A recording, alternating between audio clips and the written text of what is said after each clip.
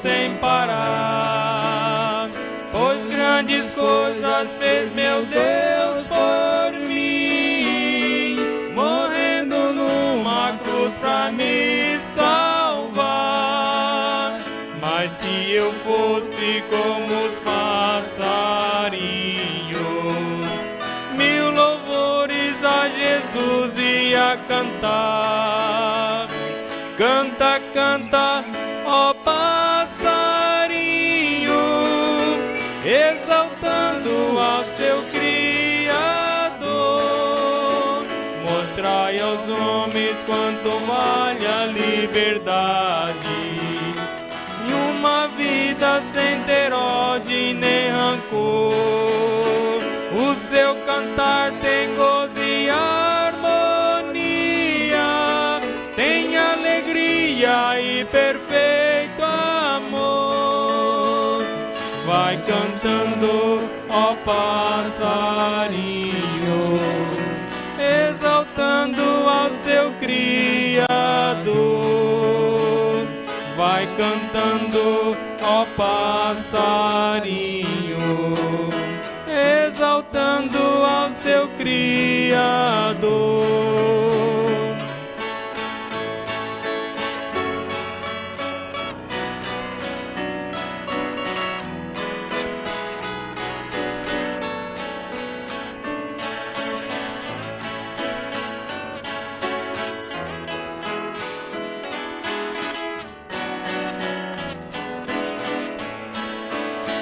Mas se o homem pudesse contar as maravilhas do seu Criador,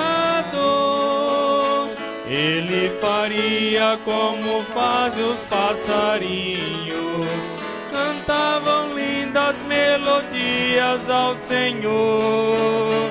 Desfez o homem pra lhe adorar, mas o pecado tirou-lhe a felicidade.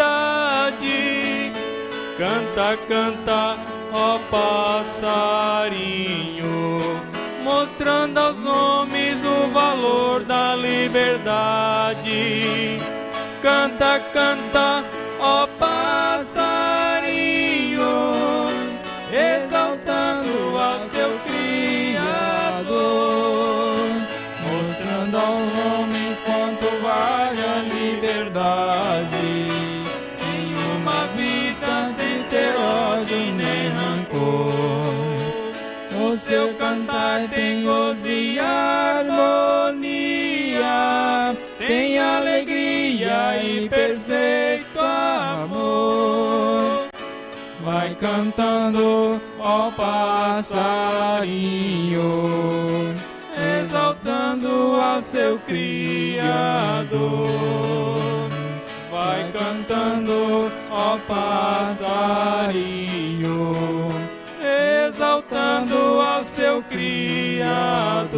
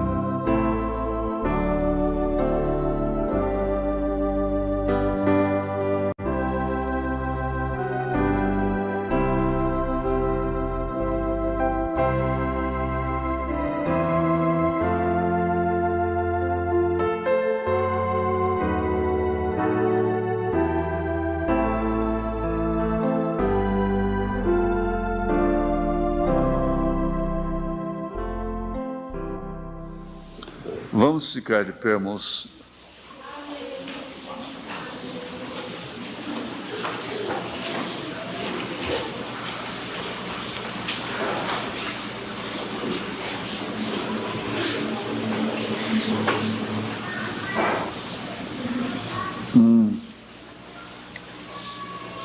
Também, a dedicação pessoal. Vamos ver aqui o versículo 10 de Apocalipse, capítulo 2. Nada temas das coisas que hás de padecer. Olha, irmã, você que escreveu a carta, faça o que você puder lá pelas menores, diga para as maiores que elas não têm direito, diante da lei, de bater nas menores, espancá-las. E também estas que estão indo nas casas, tentando arrastar moças para o mundo, não devem ser recebidas em casa, nem mesmo pelas próprias moças, para o seu próprio bem, né? Então, nada temas das coisas que hás de padecer.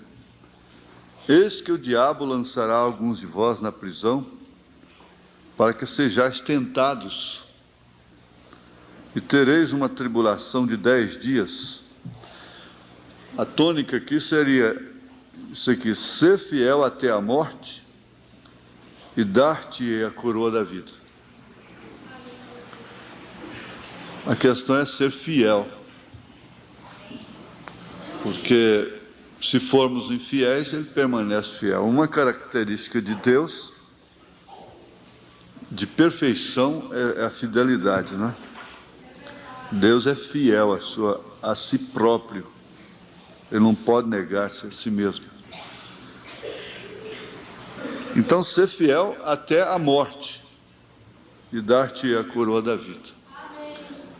Senhor, nós te pedimos que o perdão dos nossos pecados seja reconhecido diante do Senhor, porquanto eles já foram perdoados, já foram apagados.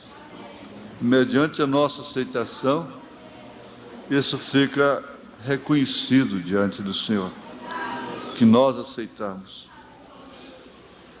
E guia-nos na vereda da justiça por amor do teu nome. Ajuda esta irmã e este irmão que escreveu sobre sua família. E tem misericórdia de todas essas crianças que sofrem injustiça de todos os lados, de todos os meios. Tem misericórdia dessas moças. Em nome de Jesus, nós te pedimos e suplicamos essas bênçãos. Amém. Amém. Assentai-vos, irmãos.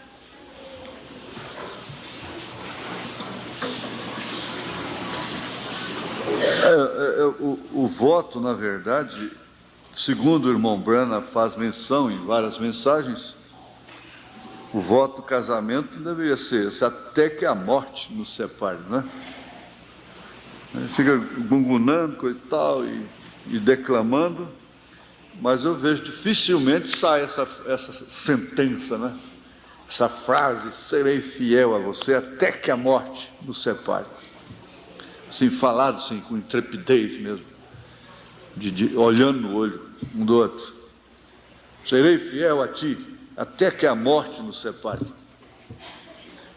Às vezes nós declamamos e falamos poesias e coisas, e termina não havendo mesmo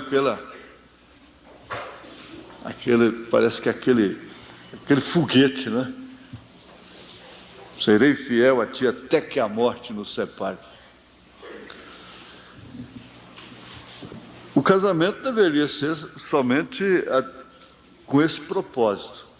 Hoje não é mais. O casamento não é com o propósito de chegarem até o fim. É claro que a mulher está levando um prejuízo muito grande. A coisa está defasada contra a mulher por culpa dela própria, porque ela entrou no modernismo do mundo, caiu no engano, como lá no Éden ela foi enganada de novo. Que a igreja não seria enganada, sendo que a mulher não fosse enganada. É uma coisa casada com a outra que não falha, de forma alguma. De forma que o profeta diz, você julga a igreja pelo estado da mulher. A mulher é o tipo da igreja na Bíblia Sagrada, não falha. E aqui em Efésios, aos Efésios, capítulo 5, nós temos lido tanto todo casamento, né? Mas é bom sempre a gente ir lá na Bíblia e ver isso dessa forma como Paulo colocou. Versos 32 e 33. Grande esse mistério, digo-o, porém, a respeito de Cristo e da igreja. Isso aqui ele estava falando do casamento. Assim também vós, cada um em particular, ame a sua própria mulher como a si mesmo, e a mulher reverencie o marido. O temor e o respeito reverencial acabou. E isso acabando, potencialmente o casamento está acabado. Pode até ir até morrer junto, mas o casamento em si mesmo acabou. Às vezes não se separam, mas o casamento, no sentido da palavra, já não existe mais.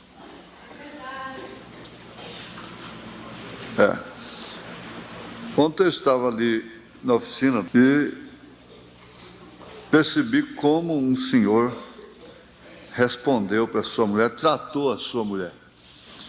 Quer dizer, aquele casamento já acabou há muito tempo, quando o homem chega a tratar uma mulher daquela forma. O sentido do casamento, quer dizer, o casamento em si, porque o casamento traz uma proteção mútua, unificada. Se alguém lhe joga uma pedra, você instintivamente leva as mãos. Você faz isso. E você não atira uma pedra em si próprio. E não há ninguém que possa ferir uma mulher sem que fira o marido. E não há ninguém que possa ferir o marido sem que fira a sua esposa, porque ela está nele e ele está nela. Por isso que o adultério é um pecado que você está cometendo contra o seu próprio corpo. Sendo contra o seu próprio corpo, está pecando contra o cônjuge, o marido ou esposo, e pecando contra toda a família, contra todos os filhos, porque isso é uma unidade. O casamento, ele olhado pelo aspecto real, verdadeiro, ele não quer dizer que não haja nervo, não haja fervura de natureza. Não, não é isso. Isso é difícil, né? Agora, porque se trata de uma unidade composta. Mas quando se fere os sentimentos de forma tal que possa vir até causar uma ruptura, um desligamento, causa até um desligamento, um corte, quebra o afeto, a parte afetiva, por fim, ela quebra, porque se você vai brigando todos os dias, e aí você começa a falar palavras descaridosas, palavras que ferem, e atitudes descaridosas, então acaba rompendo aquele laço que formou aquela unidade. É uma coisa muito difícil. Agora, tudo isso aí está incluído, está implícito aqui, está casado com esse termo, ser fiel. Ora, Deus quer que a pessoa seja fiel, o crente seja fiel até a morte. Aqui está se referindo à era, não é? Hoje é sobre a era de Esmirna, em resumo, não é? Em resumo. Então, Mas não há igreja sem indivíduo, não existe nação sem indivíduo, sem pessoa, sem indivíduo, sem lar. E a situação da nação é a situação da família. A condição da nação é a condição da família.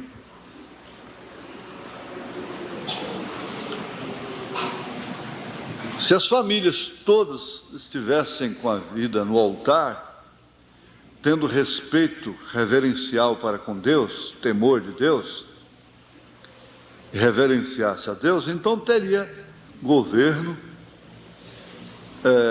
súditos, empregados, funcionários, os funcionários todos seriam honestos, teriam temor reverencial. Mas como as famílias perderam o temor reverencial, e a coisa ficou só aquela casca social, só casca. Por dentro não tem nada. O profeta diz que é como aquele pau podre que pulou nele, que dissolveu na água. Então estava podre. Isso aqui não tem mais substância nenhuma. Essa é a condição. Me chamou muita atenção esse ser fiel até a morte. Você seria fiel em todos os seus pactos. Olha, gente, é próprio. Você tem que entender, se você marcar um horário para 13 horas, deve ser 13 horas. Você não pode levar a sua vida de uma maneira tão relaxada que, por fim, aqueles que convivem com você já falam, não, seu 10 minutos eu já sei, é 1 hora. Não, pensa primeiro, depois marca a hora. Não, a 1 hora não dá. É 1h30, 2 horas. 2 horas, então, não dá. Agora, 2 horas, existem os imprevistos. Mas há que as pessoas, acostumando assim, todos os tratos dela têm imprevistos. Todos eles acontecem imprevistos. Porque forma uma cadeia. A vida da pessoa forma uma cadeia de desacerto. Então, os ingleses e os próprios americanos, os irmãos que nos visitavam aqui, se marcasse no hotel para buscá-lo tal hora, chegava lá, se chegasse atrasado, eles estranhavam aquilo. Estranhavam porque eles têm um costume que é benéfico, um costume que traz, inclusive, progresso. Faz parte da ordem. Está escrito no meio da nossa bandeira, ordem e progresso, porque sem ordem não há progresso estável, progresso estável. Então, ordem para tudo. Hora de trabalhar, hora certa de trabalhar, hora de descansar, hora de comer, hora de repousar, tudo bem. Agora, existem os imprevistos, as coisas assim. E Paulo diz que você deve ser fiel nos tratos. E tudo está relacionado. Foi o tempo que a gente dava a palavra e levava prejuízo porque deu a palavra. Não, eu dei minha palavra, acabou. Agora só se ele liberar a minha palavra. Mas se ele não liberar, eu tenho que sustentar. Hoje não, hoje é muito fácil. Chega, não, a mulher pula no meio da sala, fala, não, eu não quero, não assino, e acabou. Pronto. Ele se safa bem. Não adianta. Minha mulher, nós não conversamos com ela antes, e agora acabou. Agora, naquele tempo era diferente. Se o marido desse a palavra da mulher estava nele. Não se sabe como vai viver mais nessa era. Porque a fidelidade, em que sentido haveria fidelidade somente em relação a Deus? Ora, o profeta disse, a maneira que você vai agradar a Deus é justamente a maneira que você, através da maneira que você vive com as pessoas aqui na terra. Você não pode estar ferindo a um, ele diz assim: você não pode ferir uma pessoa sem ferir a Cristo. Agora, é certo que isso é princípio, é educação de berço. Eles falam, é princípio, está bem. Mas nós não podemos estar aí carregando no inconsciente traumas, porque afinal de contas a mensagem já tirou isso tudo para fora. Se nós ouvimos aquela mensagem de quarta-feira, que é uma verdadeira ciência, né? Com a palavra. Mas eu estava pensando assim, bom, se ele tem aquilo como linha de pregação, aí não é bom. Se essa é a linha dele, não é? Só isso aí. Mas uma mensagem assim, de vez em quando, ela é muito útil, muito necessária, muito proveitosa. Não deve ser apagada essa fita, esse vídeo, não é? Aquela mensagem sobre aquilo. Então, o poder do inconsciente, as coisas estão no inconsciente, e a gente guarda traumas contra aniversário, contra casamento. Tem uma literatura de psiquiatra falando sobre trauma que moça leva do casamento, por ver o casamento de sua mãe, de seu pai, de que forma que foi. Então ela carrega aquele trauma desde criancinha, no berço, né? E essas coisas assim. Agora a mensagem vem e tira isso, porque ela penetra, ela é a espada dos gumes que penetra até as juntas e medulas. Nós não precisamos de um cientista para tirar aquilo, porque nós temos um cientista. Quando aquela mulher foi lá e para ela estava tudo certo, aquela professora de escola dominical, ela tinha sido infiel e ela achou que a situação estava certa, porque ela aprendeu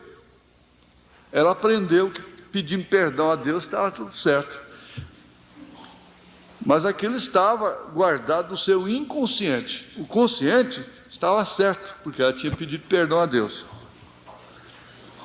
Mas aí o irmão Branham tirou aquilo lá de dentro. O Espírito Santo tirou aquilo que estava lá no fundo, lá no inconsciente.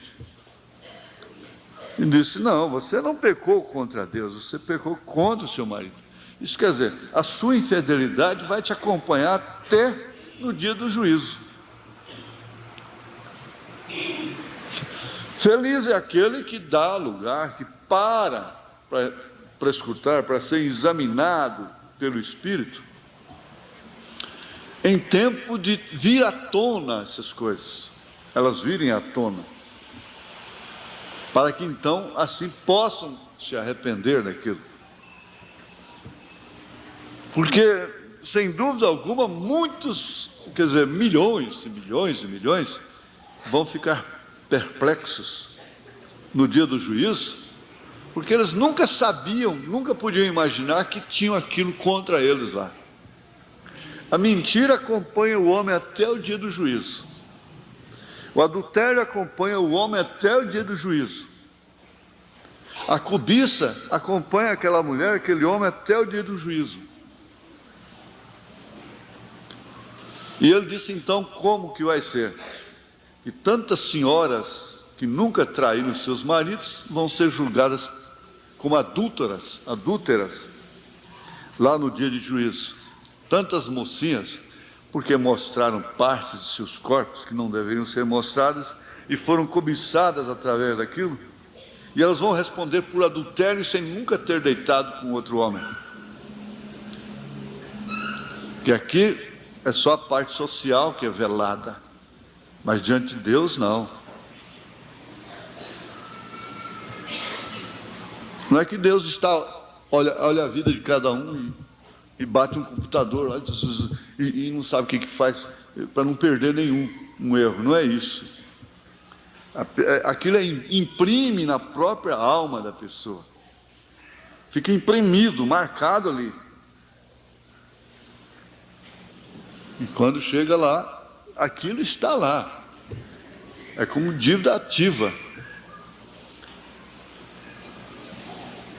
Então você entende que quantos vão ficar surpresos? Ele disse, essa mulher perdida, oficialmente perdida, ela não vai ser surpreendida ao encarar a perdição. Ele disse, quem vai ser surpreendida é essa que se diz cristã, e corta os seus cabelos, e pinta as suas caras, e andam vestidas dessa forma aí. Essas vão ser surpreendidas. E elas foram tão denominacionais, foram tão usadas por Deus, não é? Então essas vão ser surpreendidas. Os homens, tantos homens que a gente tem até inveja da vida deles, vão ser surpreendidos naquele dia. Mas tudo isso implica nesse termozinho aqui, fidelidade. Agora vamos lembrar um pouquinho de domingo passado? Quem vai se habilitar, acho que eu tenho que trazer a rapadurinha de novo. Eu não sei quem foi que... eu sei quem foi que me deu aquela, né? Um pouco nós vamos ganhar mais daqui a rapadurinha. Vamos ver? Como é que ficou a coisa? Domingo passado. Tem que ser a menina ali. Ela vai esperar um pouco. Hã? Como? Prosperidade do ímpio. A prosperidade do ímpio. O joio sempre prospera mais que o trigo. E houve uma série de referências, né? E qual foi a mensagem, a experiência com o irmão Branham que foi citada, que foi lida? Hã?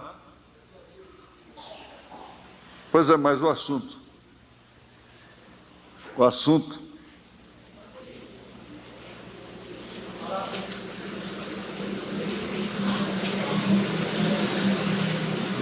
Você tem que gritar, irmão Carlos, você tem que gritar.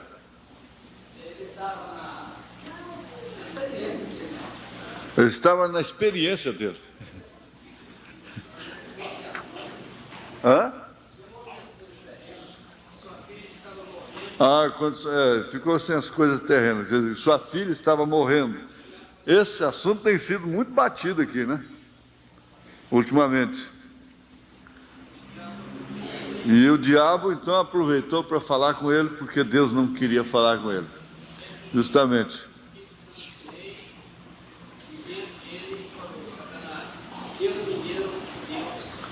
Até que aquela coisinha lá de dentro veio e disse, Satanás, Deus deu, Deus tomou. Vai-te, Satanás. Agora, nós vamos ver aqui uma coisa. Lembramos também que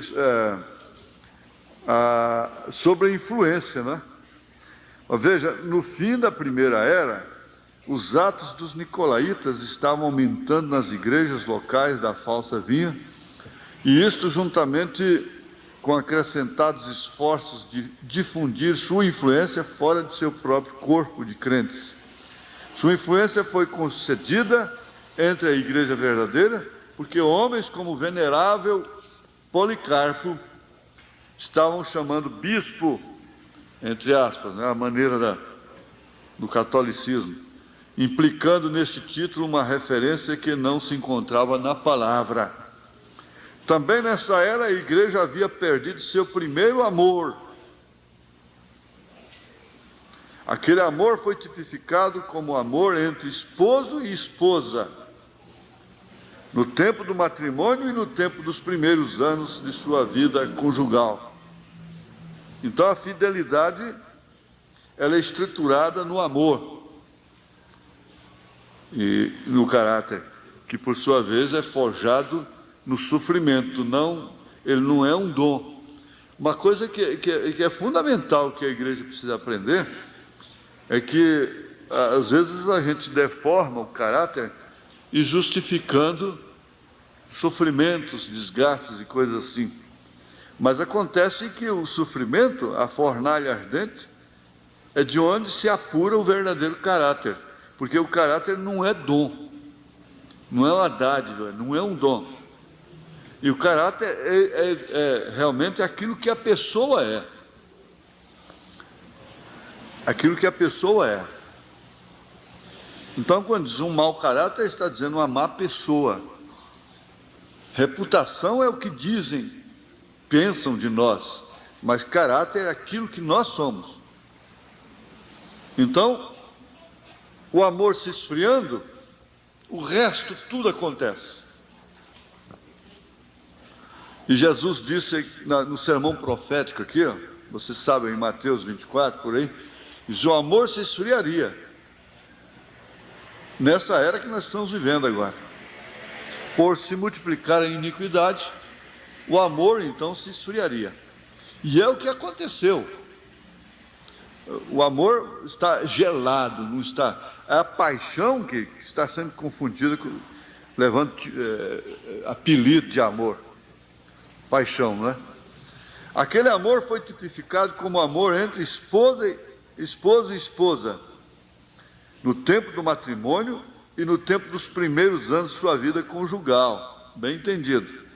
No tempo do casamento e dos primeiros anos. Hoje são as primeiras semanas, os primeiros dias, porque muitos deles já viram como de cachorro e gato antes de casar. Eles estão parecendo cachorro e gato antes de casar. Ali demorava ainda um pouco. Mas o tipo aqui, agora que foi bem lembrado, o tipo aqui é o amor, assim, quando tinha poucos anos de casado, nos primeiros tempos, nos primeiros anos de casado. Os primeiros anos de casado. Os primeiros anos de casado é assim, tem que ficar beijando na boca, na vista de todo mundo, agarrado, pega para lá, pega para cá, e não larga para lá, e não larga de jeito nenhum. Os primeiros dias. Aí depois, então, já começa, essa parte aí já acaba, parece que cria mais juízo. Aí, lá dentro de casa, põe a comida na boca, passa para o outro, mastiga, põe na boca do outro, Coseta.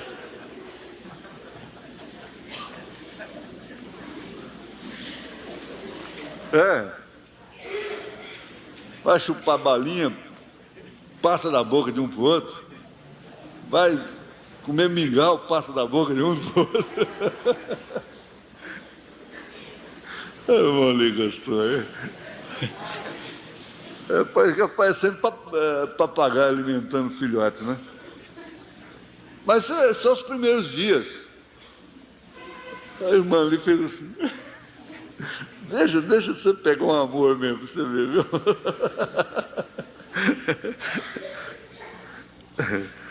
Mas é isso mesmo. Então, depois já começa a dar nojo. Não, isso é falta de asseio. Aí vai indo. Um dia, não demora muito, ele entra aqui, ele está entrando aqui, ela está lá atrás, arrastando, com a barriga grande, arrastando o outro.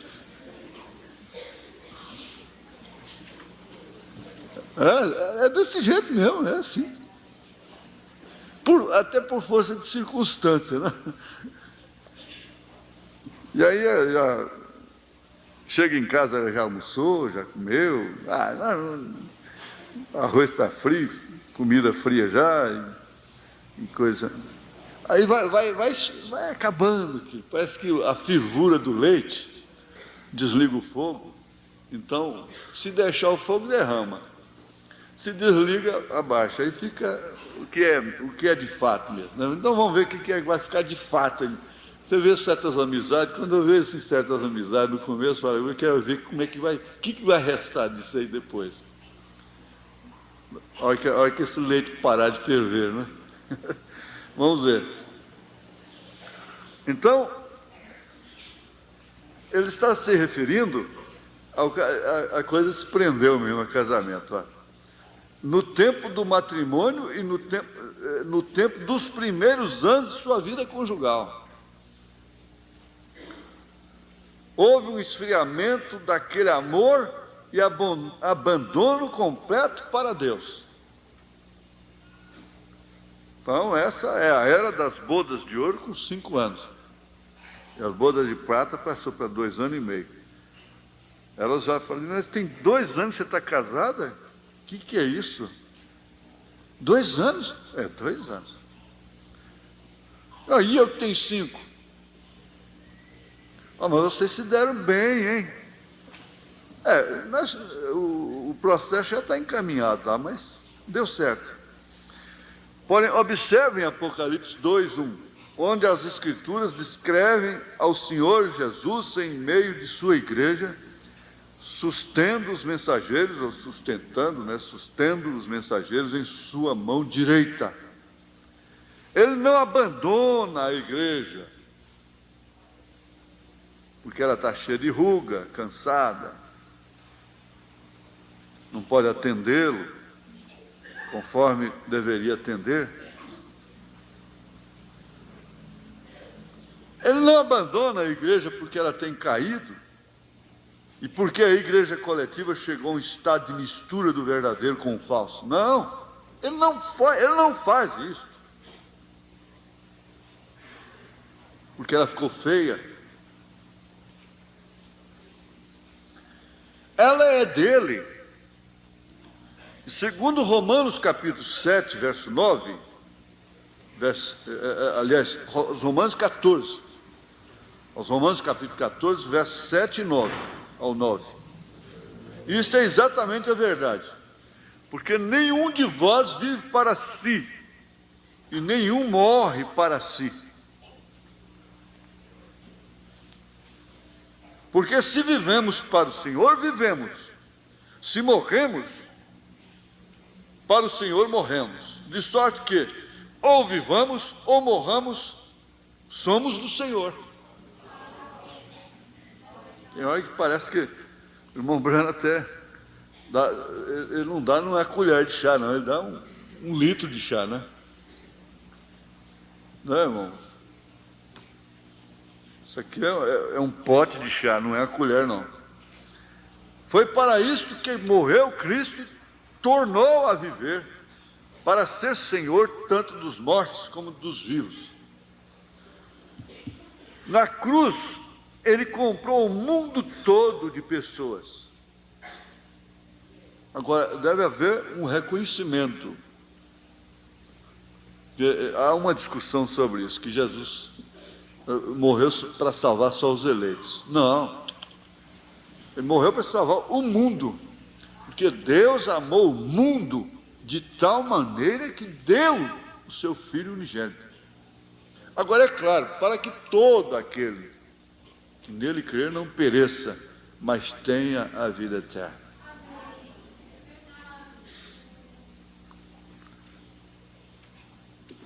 O irmão Branham disse que isso só depende do reconhecimento do indivíduo, da pessoa, da aceitação da pessoa. Aí foi onde ele deu o exemplo daquele rapaz do exército americano, que pecou gravemente contra o exército, ia ser executado, e um seu amigo falou com o presidente Lincoln que ele não tinha feito aquilo intencionalmente. Então Lincoln apanhou um papel comum lá e disse: eu perdoo esse homem, e assinou Abraham Lincoln. Mas acontece que o rapaz achou que aquilo era uma chacota, era uma brincadeira de seu amigo, porque o papel era simples, não era da Casa Branca, timbrado, papel da presidência da República. Um presidente da República não ia assinar uma ordem daquela num papel comum. Então ele não aceitou. Depois a Suprema Corte disse: o presidente tem poder para perdoar, mas não para forçar a pessoa a aceitar o perdão. Ele não aceitou, ele não usou, ele não creu naquilo. Por isso foi condenado e morreu. Isso é um exemplo que fecha o assunto. profeta foi em cima, como ele foi na mosca com todos os assuntos, né? Foi em cima da mosca, do alvo. Isso aí é o exemplo claro, porque a pessoa fica como aquele ladrão, não sei se era da esquerda, ele tem poder, se ele desce daí, nós também vamos descer, se ele o outro não, o outro reconheceu uma coisa diferente, mas todos os dois estavam na mesma condição, crucificados, eram ladrões, salteadores, um foi para o paraíso e o outro não, quando o outro também poderia ter ido da mesma forma.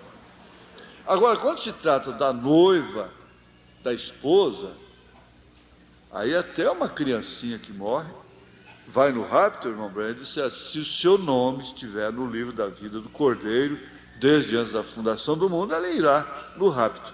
Senão, ela gozará da salvação comum. Todas as crianças que já morreram neste mundo estão salvas. Todas elas. Não importa se ela nasceu lá no antro de perdição, de uma prostituta que nem sabia quem era o pai, e morreu criancinha, ela vai ao céu.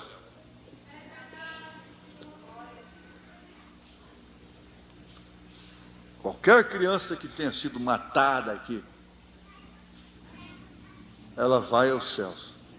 De forma que eu vejo essas coisas tão terríveis contra as crianças, e crianças mortas, e coisas assim, aquilo é chocante, a gente às vezes até chora, né?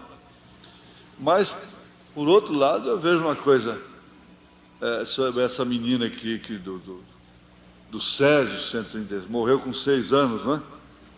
A Leide, ela está no céu. De todos eles, o único que eu posso afirmar que está salvo é ela.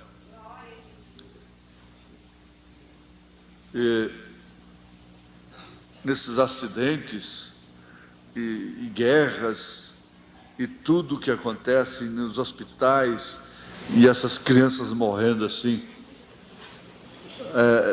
todas elas são salvas. Por quê? Porque é onde eu explico, gente, não vem dedicar a criança, agenciar a dedicação de neto, de sobrinho, de quem quer que seja, não. Não faça isso, não. Isso é falta até de revelação. Faz isso não. É catolicismo. Que uma criança não pode morrer sem ser dedicada aqui. Ora, a dedicação, sumariamente, ela está representando mais um voto que os pais estão fazendo de criarem aquela criança no caminho do Senhor. É isso. Agora, pensar, não, essa criança tem que ser apresentada, porque senão, se ela morrer, isso é catolicismo. Não tem nenhuma criança que precisa ser crismada, batizada, para não morrer pagã. Não existe. O paganismo está justamente em crismar e batizar uma criança inocente. Isso é que é paganismo. Porque o batismo é para quem crê, é para quem se arrepende.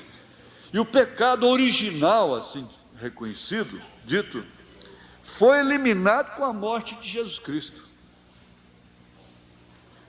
Esse pecado do mundo foi apagado. O profeta disse tanto que você não pode culpar Adão. Você não pode culpá-lo mais, porque a causa dele lá já foi aniquilada na cruz. Agora é sua. Você cresce, toma conhecimento, passa para a idade da consciência, aí então você vai escolher, você vai responder por si mesmo. Então ele comprou o mundo todo de pessoas. Todas elas são suas, eles são seus. Ele é o Senhor dos vivos e dos mortos.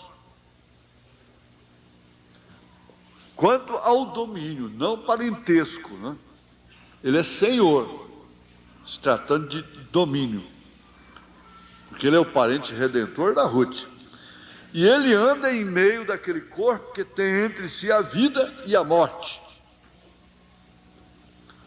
O que foi semeado na primeira era se desenrolará na segunda e progressivamente nas demais eras, até que chegue ao amadurecimento e logo à colheita. Agora, na era de Esmirna, que é a segunda, não é? Cujo mensageiro foi Irineu, estamos sob a expectativa da história da igreja coletiva, numa forma mais ampla e mais clara por meio de uma revelação do Espírito. Nesta era de Esmirna, olha, nós vamos ver era por era, mas você deve sempre lembrar que todos os males de todas as eras passadas estão nesta era agora. Estão concentrados agora. Com todas as virtudes de todas as eras estão concentradas na mensagem. Nesta era de Esmirna, o ódio da falsa vinha aumenta. Aquela segunda lá, Paulo e Irineu, Esmirna, né? E nesta era, o ódio da falsa vinha aumenta através do versículo 9. Versículo 9. Eu sei as tuas obras, e tribulação, e pobreza, mas tu és rico, entre parênteses, e a blasfêmia dos que dizem judeus, e não o são, mas são da sinagoga de Satanás. Então aí vem, não temas das coisas que hás de padecer, por causa do ódio. Então vemos no versículo 9, vemos que se tem separado da companhia da verdadeira vinha, se apartaram e se distanciaram deles, foram mentirosos, chamavam a si mesmos o que não eram, porém os destruiu Deus? Não, ele não os destruiu. Ele disse, deixai-os até que o tempo da ceifa, deixai-os até o tempo da ceifa. É que a pessoa vê, entra numa contramão, não acontece nada. Invade um sinal, não acontece nada. Corta uma volta por ali, não acontece nada. Não acontece nada no momento. Mas um dia ela poderá pagar com a própria vida. Um dia mais cedo ou mais tarde, uma coisa dessa vai ter uma consequência. Porém, Senhor, eles devem ser aniquilados, porque estão destruindo a teu povo. Eles os estão destruindo.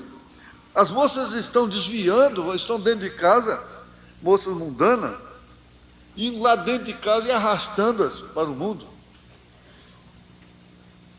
para serem mundanas como elas.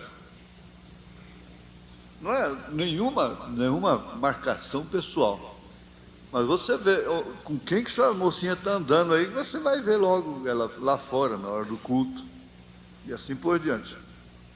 E outras coisas, não é? Eles estão destruindo. Não, deixai-os. Aí ele diz, naquele termo todo carinhoso que o profeta usa, mas para minha noiva eu digo, ser fiel até a morte, ama-me mais ainda. Quando você vê isso acontecendo, você faz o seguinte, ser mais fiel, que isso não sirva de influência para te arrastar do bem, mas que isso sirva de advertência para você. Isso que você está vendo acontecer. E você não pode dizer que isso não acontece com você. E ele disse, se Deus tirar a mão de misericórdia de mim, eu entrarei pelo mesmo caminho. Então, a recomendação é essa, ser fiel. Ele diz, mas para minha noiva, eu digo, ser fiel até a morte. e ama-me mais ainda. Seria o recado para o casamento, seria o casamento para o indivíduo, a pessoa, para a mocinha que está sendo tentada a ser arrastada para o mundo, para os clubes, para ficar de traje de banho junto com ímpios, arrastado por outras mundanas que já mergulharam lá. Então, você se acuda, caia em si e lembre-se, eu tenho que ser fiel, porque a sua fidelidade começa para com Deus. Para com Deus. Porque aí é um exemplo apenas. O irmão, o rapaz, ele tem boa intenção, ele é um moço que realmente quer ser fiel até a morte a Jesus e a sua futura esposa. Então ele olha aquela moça, ele gosta dela, ele gosta do seu jeito, de sua fisionomia, vamos dizer. Mas ela veste saia justa, rachada, vestidos decotados. Outro dia eu vi uma moça que ela estava assim, ela devia tirar pelo menos dava para tirar um palmo da saia, que ainda sobrava saia para chuchu, e colocar na manga do vestido. Mas tinha saia que não acabava mais, estava quase arrastando o chão. E aqui estava faltando. Eu pensei assim, bom, se tirasse um palmo da saia, não fazia falta nenhuma. E cobriria uma das partes mais importantes que ela devia pensar. Mas talvez alguém teria que ajudá-la também, não? Mas quando você vê isso, porque muitos moços pensam assim, quando ela for minha, eu conserto. Não, você não conserta, não. Conserta, não. Você tem que, se você pensa nisso, você tem que pensar na moça que, enquanto ela é livre, enquanto ela não tem compromisso com ninguém, ela já se veste do jeitinho que você gostaria. E se porta da maneira que você gostaria de ter sua esposa. Esse exemplo do pastor Amâncio, ele nunca pode ser esquecido. Toda a vida, o irmão Amâncio foi aquela peça rara. Uma família muito especial. Aquilo como diz, é de família. Irmão de Olino, e essa raça de gente, né? E ele diz assim, que quando ele estava noivo, já quase nos dias do casamento, quando ele viu a primeira vez a sua noiva tratar a sua mãe, a maneira que ela tratou sua mãe, ele acabou com o casamento na hora. Agora, você quer dizer que ele não amava a moça? Amava. Mas nós temos um tipo de amor que fica cego a tudo. Não importa quantos sinais a pessoa dá. Sai na rua, você encontra até de batom, e casa assim mesmo, não quer saber de nada. Corta cabelo, você segue em frente. Como diz o irmão, se não corta, queima, né? E faz essa coiseira toda, e sai rachada, essa coisa toda, mas quer casar, acabou. Então vai assumindo tudo, pensando assim, depois eu conserto a coisa. Não conserta não. Não conserta não. Isso aí prova que a sua personalidade em Cristo também já está deformada. E vice-versa também. Você não pode pensar somente do lado da moça. A moça também, ela tem que olhar. O moço não é só ele que tem a perder, não. Ela também tem. E muito. Então são certas coisas, certos sintomas que ele dá, que seria tudo para ela, e ela vê, às vezes até fica numa luta e fica até triste, 1, 2, 3 dias, aí depois aquilo vai aceitando, resultado, ele vai impor aquilo sobre você, ela vai impor aquela condição sobre você, não adianta, você todas as vezes que você vê-la daquele jeito, você vai repudiar aquilo por dentro, não vai gostar daquilo, não vai gostar de fato, você nunca vai gostar. Agora, isso é comprovado universalmente, que a estrutura interna do homem não aceita essa condição da mulher. Não aceita. Ele pode estar defendendo aquilo, mas lá no inconsciente tem uma lei que vem lá da criação, que não aceita.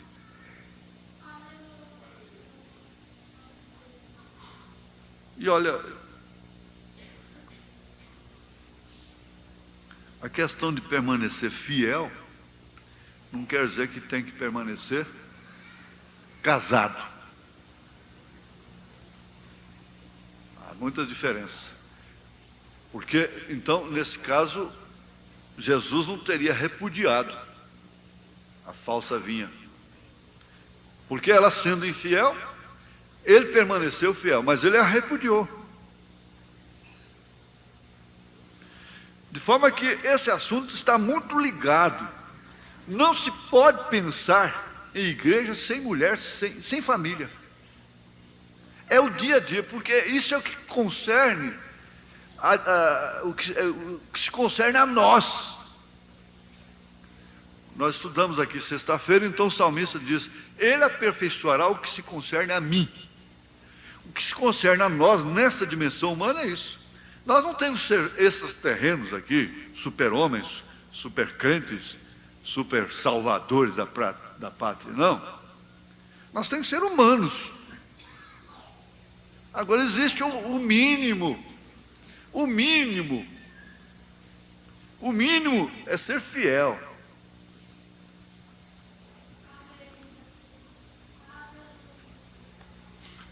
Então, se você pensa, porque há muitos pensamentos assim, que depois você vai consertá-la, você não conserta ela. Você já é um jugo desigual. Se você acha que não deve ser daquela forma, e também seria um legalismo seu. Seria um legalismo, mesmo que ela se sujeite por uns dias, mas é um legalismo. Sim. Agora, quantas pessoas vêm para a ceia, entram em comunhão para poder casar, estavam afastados, aí arruma namorada, corre e volta para a comunhão, para poder casar. Isso é falta de revelação.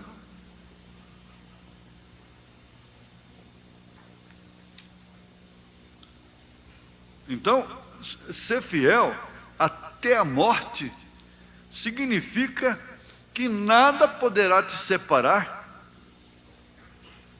Nada poderá te separar no que se concerne à sua parte, a sua individualidade, a sua pessoa, porque Deus é assim. Deus é desta forma. Então o profeta mostra que não é ele quem abandona o homem, é o homem que o abandona. Não é ela que o abandona, é ele quem a abandona, no caso do casamento, e vice-versa. Então, ele diz assim, que Deus continua fiel, porque ele não pode negar-se a si mesmo. Isso aqui está em 2 Timóteo. Palavra fiel é essa. Nós não podíamos encerrar, porque eu já ia encerrar, sem essa referência. Olha, que coisa boa. Muito obrigado, irmãos José Divino. Palavra fiel é esta, que se morrermos com ele, também com ele viveremos. Se sofrermos, também com ele reinaremos. Se o negarmos, também ele nos negará. Aí que está a coisa. Se formos infiéis, ele permanece fiel. Não pode negar-se a si mesmo. Ora, aqui eu notei a fidelidade de Deus, Romanos 3:4. Romanos 3:4. Tem um estudozinho aqui, ó. Que você pode anotar junto com essa referência. Romanos 3:4. De maneira nenhuma, sempre seja Deus verdadeiro e todo homem mentiroso, como está escrito, para que seja justificado em tuas palavras e venças quando fores julgado. Deus é verdadeiro. E ninguém é verdadeiro sem ser fiel. Ora, aqui em Romanos 8, verso 17. Vamos ver o que é Romanos 8, verso 17. E se nós somos filhos, somos logo herdeiros também. Herdeiros de Deus e co-herdeiros de Cristo, se é certo que com Ele padecemos, para que também com Ele sejamos glorificados. Vamos ficar de pé, irmãos. Sela esse assunto. Eu gosto assim de variar o assunto em escola por causa disso. Ó. Veja, 2 Timóteo, capítulo 2, verso 11 ao 13. Você sela aí, se você gosta de anotar aí, fazer concordância na Bíblia, você põe Romanos 3, 4 e Romanos 8, 17.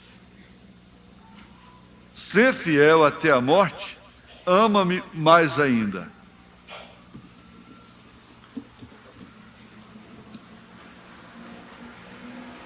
Senhor Deus, nós estamos falando e aprendendo de uma coisa que sustentou a igreja quando ela estava sofrendo por causa do Senhor, por isso está reinando com o Senhor. E ao sofrer mortes tão atrozes, tão terríveis, como arena, fogueira e outras coisas, ela estava demonstrando fidelidade. Estavam com o Senhor, aqueles irmãos estavam com o Senhor e não podia negar a sua fé. Eram fiéis à sua própria fé. E nesses dias, nós não temos aquelas arenas, aquelas fogueiras, mas temos coisas mais astutas, mais difíceis, piores, enganosas, circular, enreda o pai, a mãe, sem que eles até mesmo percebam, e que envolveu a mocidade de tal forma que não tem, parece, como se escapar. Mas o Senhor é a via de escape. E agora, Senhor, esse rebanho do Senhor custou o sangue do Senhor. É o Senhor quem cuida dessas pessoas. Não há nenhum bispo, nenhum pastor, não há ninguém, nenhum homem algum que possa fazê-lo. É o Senhor quem cuida dessas irmãs, desses irmãos. Então o Senhor traz essa mensagem de conforto, de consolo. Não temas, ó pequeno rebanho, porque o Pai agradou em vos dar o reino, a recompensa, o descanso. Que o Senhor dê saúde, tire a dor, essa doença implacável, essa doença maligna, esse espírito que atormenta a mente, atormenta o espírito do meu irmão, da minha irmã. Quantas vezes, às vezes, ele chora, reprovando a si próprio. Quantas vezes ela chora, reprovando a si mesma. Ó Deus,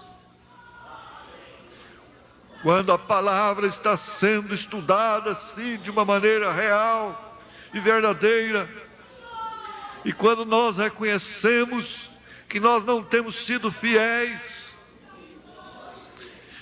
mas que o Senhor é fiel, em nome de Jesus Cristo, ajuda neste dia a toda a tua noiva em toda a terra.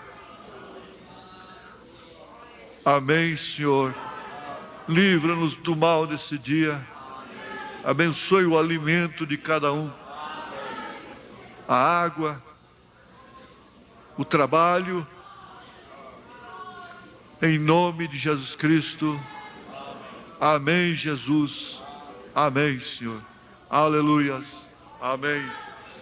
Amém. Amém. Você é um pregador do Evangelho também, e você está aqui por uma boa causa. Você não está doente, você está em necessidade e você quer um avivamento pentecostal para começar em sua igreja. Todos nós queremos isso. Vamos todos ficar de pé por um avivamento pentecostal. Deus Todo-Poderoso que criou os céus e a terra, eu peço que todos os poderes dos demônios deste recinto sejam quebrados. O poder de Jesus Cristo seja manifesto, Senhor. Nós não estamos derrotados. Satanás, eu te ordeno no nome do Senhor Jesus Cristo, sai deste povo. Ponham-se de pé, vocês aleijados nas cadeiras de rodas. Deem glória a Ele, todos vocês.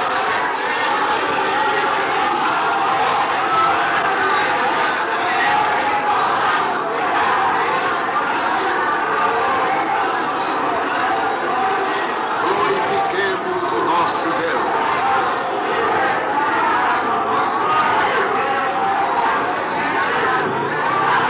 Aleluia.